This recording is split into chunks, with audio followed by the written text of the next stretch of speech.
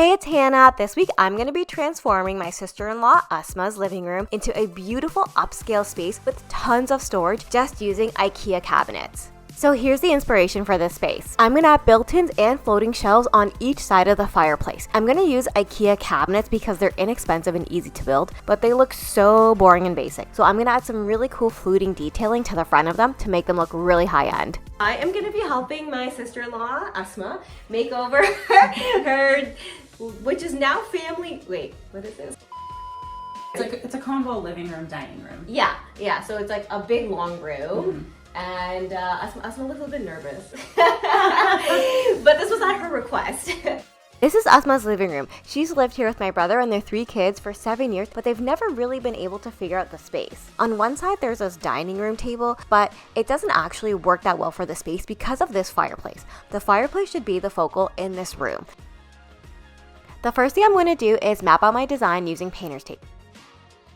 I like to use painter's tape to map out my design. This is just a really easy way to actually be able to visualize what's going to go in the space and make sure you have the right dimensions and proportions as well. I'm using IKEA to keep this project really budget friendly, so I initially wanted to use IKEA Billy bookcases. I'm sure you've seen a ton of hacks with those, but I went to IKEA and I literally measured like every single one of the cabinets to see which ones would fit the best in the space, and Billy wouldn't fit. So I'm using IKEA KALLAX, and I think it's going to be a great alternative. It's going to provide the storage that my sister-in-law needs so badly.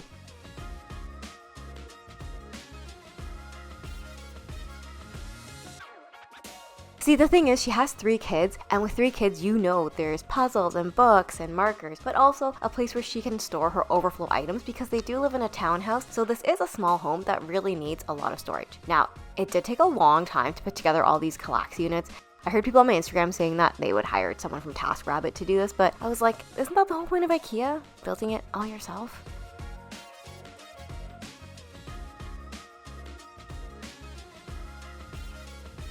One thing that surprised me about IKEA KALLAX is that there's so many different types of doors and drawers that you can put inside each one of these cabinets. I honestly had no idea. So this is what is going to make this really functional, because we're adding doors and drawers into this, which means that all that stuff, all that kid stuff that's really colorful and kind of unsightly, will be hidden away.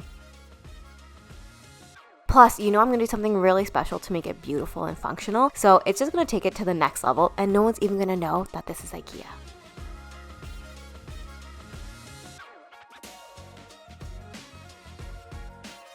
Okay, so all the KALLAX units are built. The fireplace has 1 coat of paint, so we need another one there.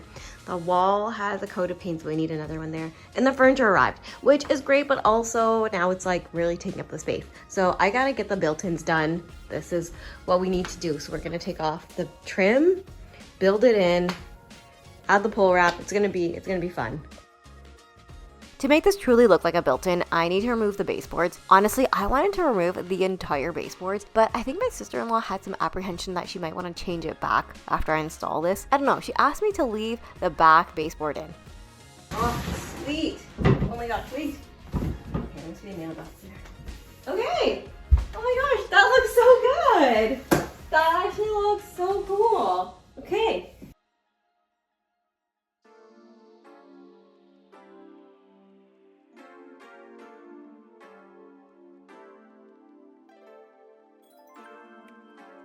After I slid all these in, there was a little bit of a gap, and I'm not mad about that at all, because it's better that these all fit versus they were too big and my measurements were off. So that's easy to fix. We'll just caulk that seam right there. Okay, so now this is in. We didn't anticipate that there'd be this gap here. It's because there's like a slight overhang on the top. So we can either take it off, we can fill it, or add a face frame. I have to think about what's the easiest and cost-efficient thing to do. I need more materials, so let's head to the hardware store. So I'm going to get my wood cut, and I have my cheat sheet with all my measurements. Always have that if you're having the store cut it for you, because it's just so much easier for the reps than you trying to be like, cut this piece, at this, and this. You just hand them the piece of paper and they do the work.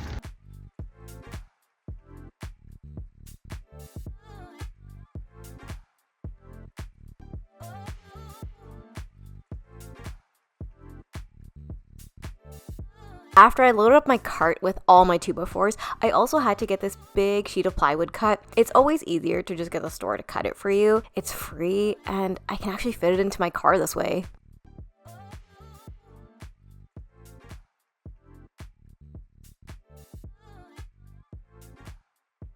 With all my lumber cut, we're ready to head back home and make this look like a true built-in. Okay, so next step is to really build these up to give it that built-in look. So I got to build a riser and then also cut the baseboards so that they fit. Now, we did have an electrician come because we have to do some wiring in this room. And I didn't know this, but if you want to be up to code, if you have any type of cabinet that has an outlet behind it, you actually need to close the outlet up. So that's news for me. So he's gonna do that. So we can't fix these to the wall, but we can definitely build the platform today. I built a really simple platform using 2x4s and just regular screws. You don't need to use anything fancy here. No one is ever gonna see this.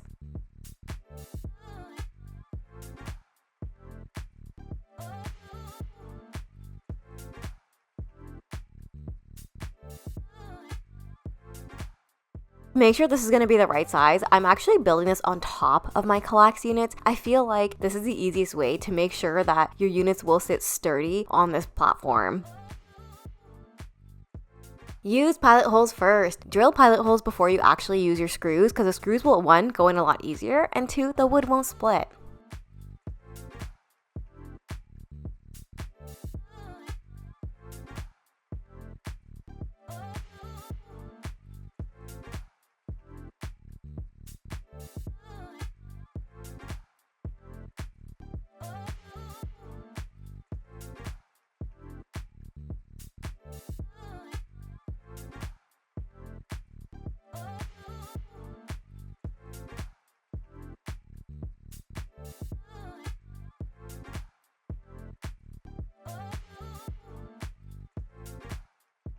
If you have an older home, it might be really hard to find the exact same baseboards that your house has. So this home that my brother lives in is about 15 years old, and I went to every hardware store in our area and I could not find the exact same baseboard, but I found one that was really, really close. So we're just gonna use it and make the best out of the situation.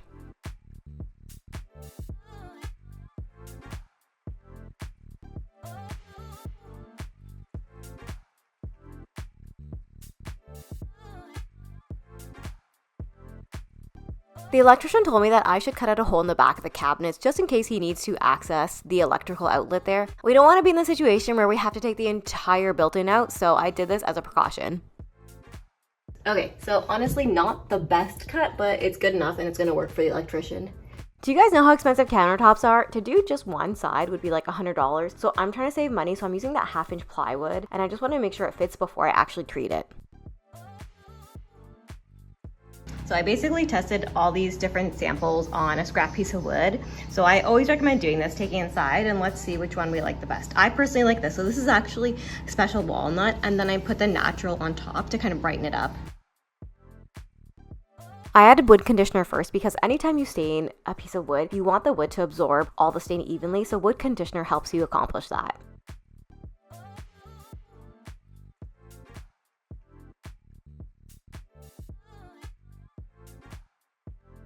After testing all the stains, Asma and I realized that actually doing it the natural wood is probably going to look the best because they have dark floors in here. We didn't want it to be too dark. Now to finish off this edge, I'm using this edge banding, so this is really, really thick. And then you just iron it on. This is the coolest thing, so you can't actually see that there's 2 different types of wood.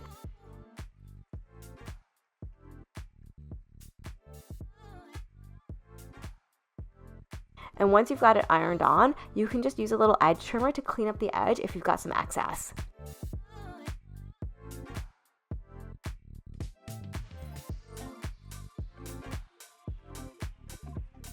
It's time to beautify the IKEA KALLAX unit. So this is what I'm using. This is pole wrap. And I think pole wrap is honestly one of the coolest things, like to upcycle, make any type of furniture look better. So it's kind of like slats of wood, right? And it can be cut really easily with your saw. So I'm gonna be adding this to all the door and drawer fronts. The cool thing about pole wrap is that you can stain it and leave it a natural wood, or you can paint it. And it's really easy to cut. I just rolled it up and I taped it. The painter's tape does prevent some of that splitting in the wood. I'm not gonna lie, pull wrap is a little bit expensive and you have to get it special ordered from Home Depot, but it actually makes such a big impact, and this is why I wanted to use IKEA cabinets. I wanted to really save on the cost of the cabinets and then do something really special to make them look high-end. Once you've got the width figured out, cutting the length is really easy. You just use an X-Acto knife and cut on the slats because it's actually like almost glued to like this paper, so it's easy to take apart.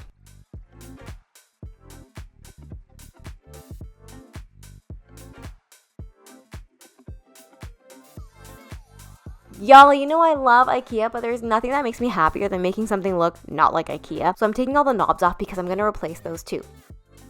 Then I applied wood glue to the back of every single one of these panels, and I used a 3/4 inch nail and a pin nailer. Now a pin nailer is a fantastic tool to use because you do not need to fill all the holes like you would with a brad nailer.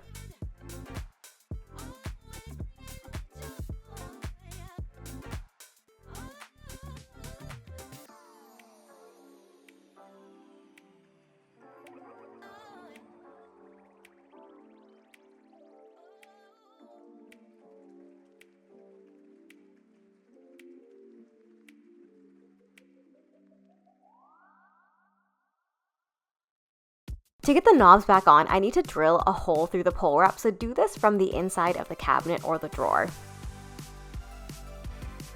Eventually the plan is to hang a TV here, but I really don't like the aesthetic of a TV in a living room. I feel like it just kills the conversation. So I hung this picture back up that was here initially.